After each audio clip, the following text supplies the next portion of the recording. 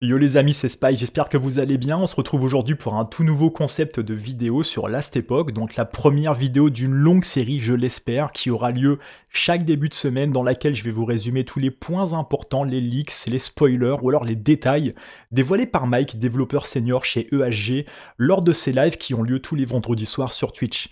Alors j'espère que ce concept vous plaira et vous permettra de vous tenir informé de l'actualité du jeu et de l'avenir du jeu également.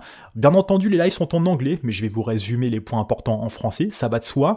Et d'ailleurs, on va commencer tout de suite avec quelques informations sur le système de recherche dans le bazar. C'est parti. Are there any plans to improve the search capability in the Merchants Guild? Oh yeah, definitely. There's several. There's one major thing that we had to do with the UI with Merchants Guild that I know everyone hates, and I'm sorry. But when we started making the system, we thought we had some technical limitations. We did at the time that were causing it to be mandatory, and like I don't know, a week before launch, someone figured out how to fix it, so we didn't need them.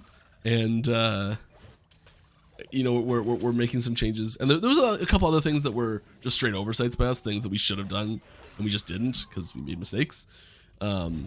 That are getting looked at as well. But yeah, there's definite. And I know I get like not upset, but I take digs at the term quality of life. But in this situation, it actually is, because all it's doing is reducing the number of clicks to do the exact same thing. So quality of life improvements coming to the Merchants Guild UI.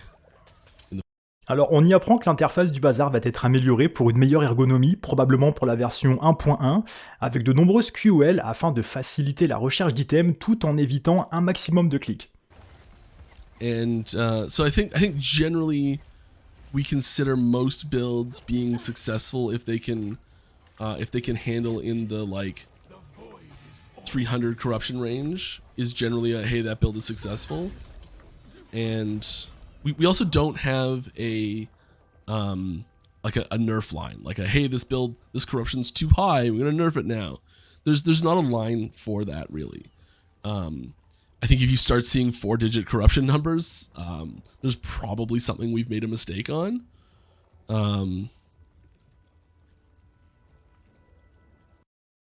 Alors, Mike explique qu'un build est un succès lorsque celui-ci est capable de farmer en corruption 300 et qu'un build farmant au-delà ne nécessite pas forcément un nerf.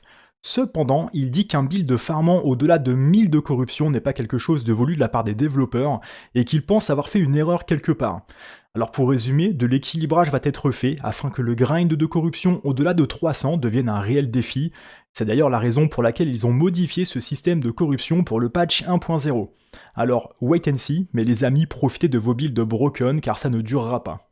Are there any plans to rework current dungeons, especially like this Arbor dungeon boss? So we do have plans for improving dungeon experiences.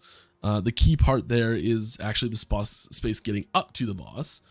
The Lightless Arbor dungeon boss is, I think, it's a tricky one because I think it's one of my favorite boss fights we have in the game. But I think it's different. I think dungeon bosses in general are different enough that they need better tutorialization. And I think that there's an issue right now where people often come to a dungeon boss, at a low tier dungeon boss, you get to Lightless Arbor for the first time as like a level 95, and you're going through the dungeon at tier 1, and you just cruise through the whole thing. You don't actually have to learn the mechanics that well. There's a couple things you have to learn just because it doesn't work otherwise, but like for the most part, you just kind of cruise on through, and it's all gravy. And you come back at rank 2, and it's maybe you get tested, that big slam almost kills you, but doesn't quite finish you off, and you're like, oh, that was a big hit, you move on. And so you've gone through 2 tiers of it, and you've got a really strong character, and you get to tier 3, and the big slam, if anyone knows the boss fights, knows what I'm talking about, the big slam kills you, and you're like, well, that was bullshit. I didn't, how was I supposed to know that was going to happen? And you've gone through the tutorialization process, but because your character was strong enough when it didn't have that relative difficulty, you didn't learn. And it seems impossible. It seems like, how can I have my defense? There was a post that I was reading recently about this, and they were trying to build their defenses up stand the hit instead of figuring out the timing to dodge the hit. And they're both viable approaches.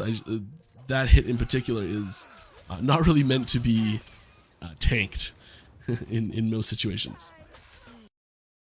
Alors, des modifications sont en cours sur les donjons, notamment du côté des boss probablement. En effet, on a les joueurs qui vont généralement faire leur premier donjon avec un personnage plutôt haut level, ce qui rend l'apprentissage des patterns assez biaisé, car si on prend l'exemple du boss de Lightless Arbor avec ses énormes AOE, eh bien un personnage qui est haut level pourra tout tanker sans forcément chercher à éviter les AOE, et les encaissera très bien dans le tier 1, le tier 2, probablement le tier 3.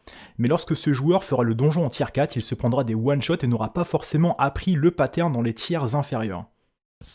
Any pinnacle boss near future. 1.1, it's coming.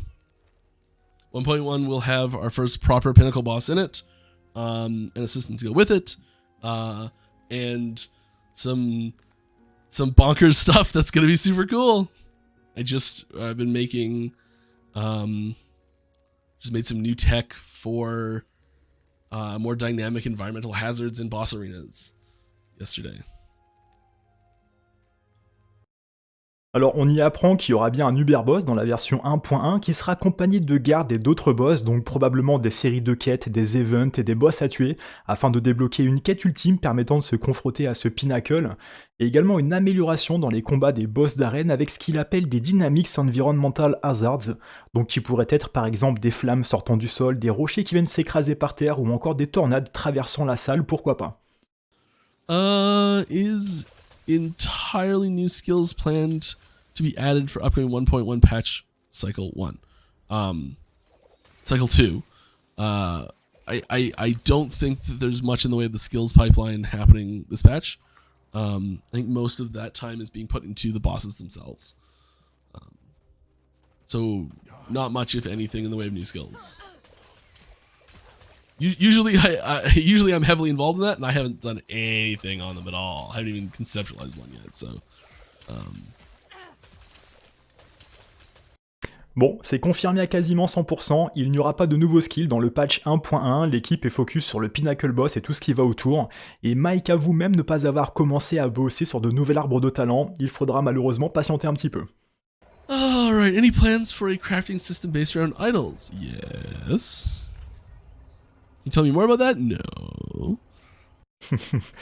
Un système de craft d'idoles est bien prévu, mais malheureusement, il peut pas lâcher plus d'informations pour le moment. Usually? So you may be familiar with this guy. This is already in the game. It's pretty neat. It's fine. It's cool. But we've got an improvement or a refresh, a remodeling, a reskin, a round up rework coming for it that I think is pretty sweet looking. So here is the concept art for the Void Thrall rework. Yeah.